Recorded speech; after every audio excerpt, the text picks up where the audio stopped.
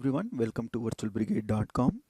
In my previous video, I have explained how to deploy the external platform services controller. In this particular lab demonstration, I will show you how to deploy the vCenter server with the external platform services controller. With that, let's get started. So to deploy the vCenter server appliance, download the ISO image and extract the files. And from the vCenter server extracted folder, you can see the vCenter UI installer. Double click on the vCenter server installation file and then double click on the Windows 32 to deploy the vCenter server installation from the Windows. So double click on the installer executable file. In the stage 1 deploy appliance window, you will see install, upgrade, migrate and restore options. To deploy a new vCenter server appliance, click on the install. So as we have discussed, installation of the appliance is a two-stage process, wherein the first stage involves the deploying a new appliance to the target vCenter server or the ESXi host, and then the second stage involves the setup of the deployed appliance. To proceed, click on next. On the end user license agreement page, accept the license agreement and then click on next. On the select deployment type, you have two options wherein you can deploy the embedded platform services controller with the vCenter server, or you can deploy the external platform services controller wherein you have the option to deploy the external platform services controller and the vCenter server. So since I have already deployed the external platform services controller, I will choose the vCenter server, which basically requires the external platform services controller. Select the vCenter server and then click on next. On the ESXi host or the vCenter server name, you either type the IP address or the fully qualified domain name of the ESXi host or the vCenter server name. So I'll type the ESXi host IP address. The HTTPS port is 443 and the username of the ESXi host is root and the password of the root user account. Click next to proceed. On the certificate warning, click on yes to accept and continue. On the VM name, you type the VM name for the virtual machine. So vb vcenter 02a.virtualbrigade.com.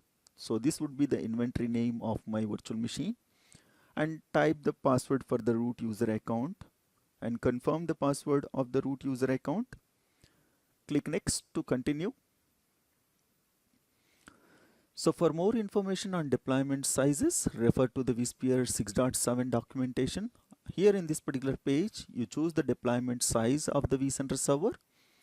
So the configuration of each deployment type is shown in this particular page. If you deploy the tiny vCenter server, it will be 2 vCPUs, 10 GB of RAM, 300 GB of storage, and it will manage 10 ESXi hosts and 100 virtual machines.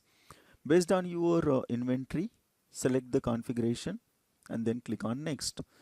So since I am deploying it in my test environments, so I am fine with the tiny deployment. Click on next to proceed. On this particular page, select the data store. You select the data store for the virtual machine. I am going to select one of my VM and one of the data store and then click on next. On the configure network settings page, select the network for the virtual machine, which is my vCenter server. The IP version name, IP version can be your IP version 4 or IP version 6. IP assignment can be static or DHCP. So the fully qualified domain name for the vCenter server, vb vCenter 02a.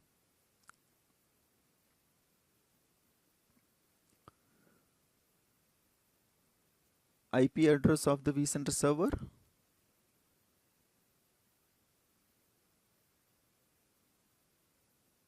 subnet mask, default gateway, DNS servers, the HTTP and HTTPS ports. Click on next to proceed. On the review your settings page, you review the details. So the target ESXi host is 192.168.110.52. The inventory name is vCenter02a.virtualbrigade.com. The deployment type is the vCenter server. Deployment size is tiny vCenter server, which basically manages 10 ESXi hosts and 100 virtual machines. The storage size is default. The data store is NFSC and it is a thin provisioned data store. The network is it will be connected to the VM network. The IP settings would be IP version 4 and the static IP address 192.168.110.26. The system name is vCenter server vCenter02a.virtualbrigade.com. Subnet mask 255.255.255.0. Default gateway 192.168.110.2. DNS server is 192.168.110.2. HTTP port is 80. HTTPS is 443. Click on finish to complete the stage 1 of the vCenter server install.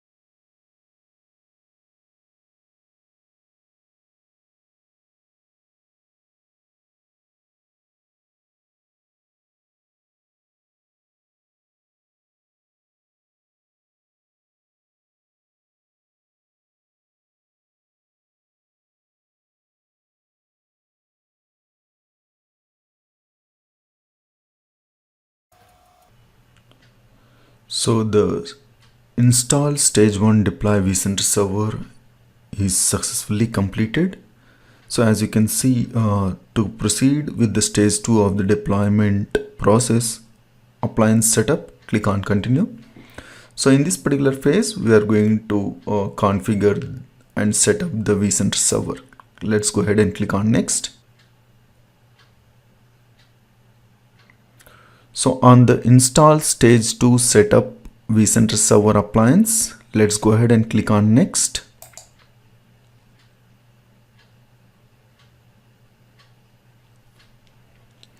On the appliance configuration, we need to synchronize the time. The time synchronization modes would be synchronize time with the ESXi host or synchronize time with the NTP servers. So let me synchronize the time with the NTP server that I have. I'm going to type the NTP server name 192.168.110.2 and I want to enable the SSH access, so I'll choose enabled. Click next to proceed.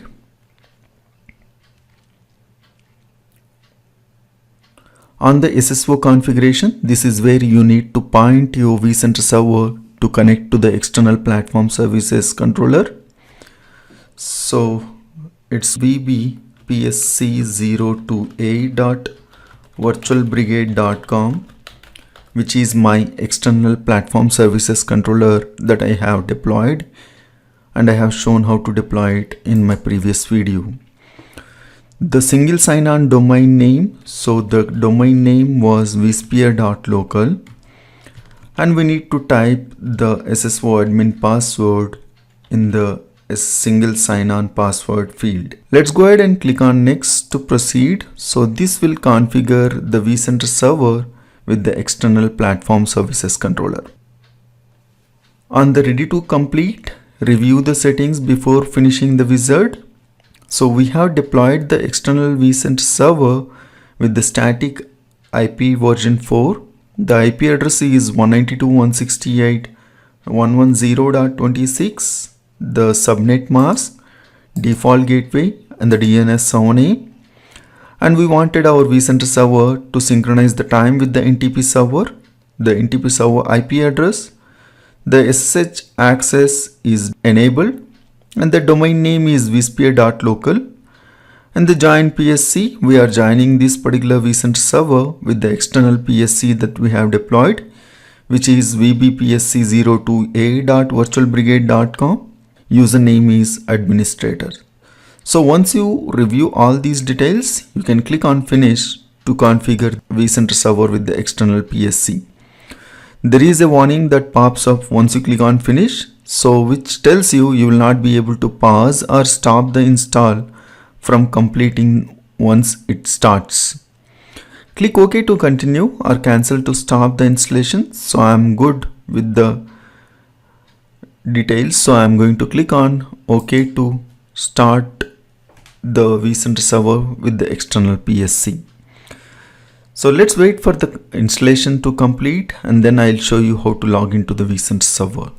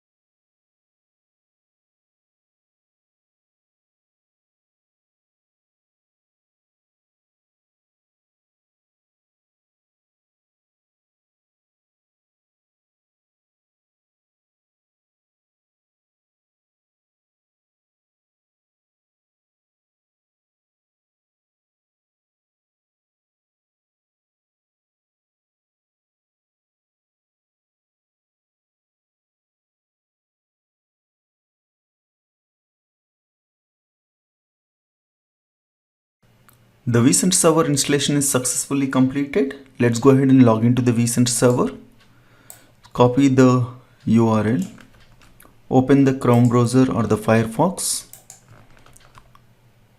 Hit enter to connect to the vCenter server. On the getting started page, you have the launch vSphere client HTML5 option. Or you can also connect to the vCenter server with the vSphere web client, which is based on Flex. So let me go ahead and click on launch vSphere web client. On the login page, type the vSphere.local admin credentials. So I'm going to enter my administrator at vSphere.local username and the password, and then click on login. So this will now log into the vCenter server.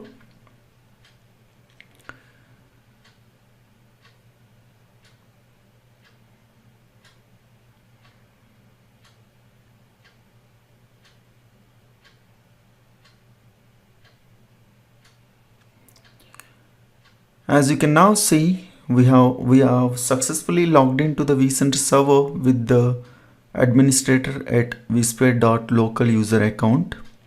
So to confirm the vCenter server, we have the vCenter02a.virtualbrigade.com, which is the vCenter server that we have just deployed. So this is how you can deploy the vCenter server with the external platform services controller. I'll see you in the next video. Thank you for watching. Please do subscribe to my channel.